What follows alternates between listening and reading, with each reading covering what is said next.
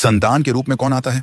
पूर्व जन्म के कर्मों से ही हमें इस जन्म में माता पिता, भाई बहन, पति पत्नी, प्रेमिका, मित्र शत्रु, सगे संबंधी इत्यादि संसार के जितने भी रिश्ते नाते हैं सब मिलते हैं, क्योंकि इन सबको हमें या तो कुछ देना होता है या इनसे कुछ लेना होता है। वैसे ही संतान के रूप में हमारा कोई पूर्व जन्म का संबंधी ही आकर जन्म लेता है, जिसे शास्त्रों में 4 प्रकार का बताया गया है। 1. अऋणानुबंध पुत्र। पूर्व जन्म का कोई ऐसा जीव जिससे आपने ऋण लिया हो या उसका किसी भी प्रकार से धन नष्ट किया हो, वह आपके घर में संतान बनकर जन्म लेगा।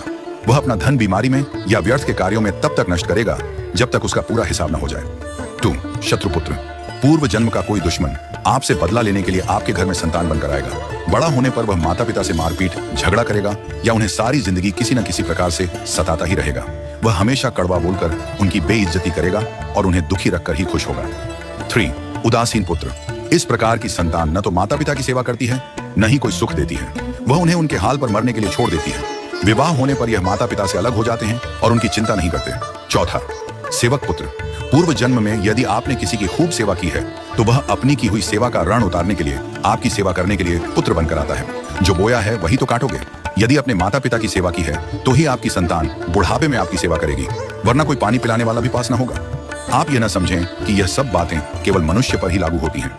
इन 4 प्रकार में कोई भी जीव आ सकता है। यदि आपने किसी गाय की निस्वार्थ भाव से सेवा की है तो वह भी पुत्र या पुत्री बनकर आ सकती है। यदि आपने गाय को स्वार्थवश पालकर उसके दूध देना बंद करने के पश्चात उसे घर से निकाल दिया हो तो वह ऋणानुबंध पुत्र या पुत्री बनकर जन्म लेगी। यदि आपने किसी निर्दोष जीव को सताया है तो वह आपके जीवन में शत्रु बनकर आएगा। इसलिए जीवन में कभी किसी का बुरा न करें, क्योंकि प्रकृति का नियम है कि आप जो भी करोगे उसे वह आपको इस जन्म में या अगले जन्म में 100 गुना वापस करके देगी।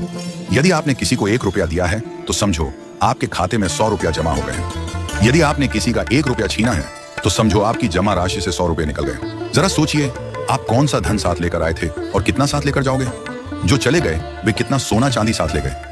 मरने पर जो सोना चांदी धन दौलत बैंक में पड़ा रह गया, समझो वह व्यर्थ ही कमाया। औलाद अगर अच्छी और लायक है तो उसके लिए कुछ भी छोड़कर जाने की जरूरत नहीं है, वह खुद ही कमा लेगी। और औलाद अगर बिगड़ी या नालायक है तो उसके लिए जितना भी धन छोड़कर जाओ वह चंद दिनों में सब बर्बाद करके ही चैन लेगी। मैं, मेरा, तेरा और सारा धन यहीं का यहीं धरा रह जाएगा, कुछ भी साथ नहीं जाएगा। साथ यदि कुछ जाएगा भी तो सिर्फ अच्छे बुरे कर्म ही साथ जाएंगे। इसलिए जितना हो सके नेकी करो, सत्कर्म करो।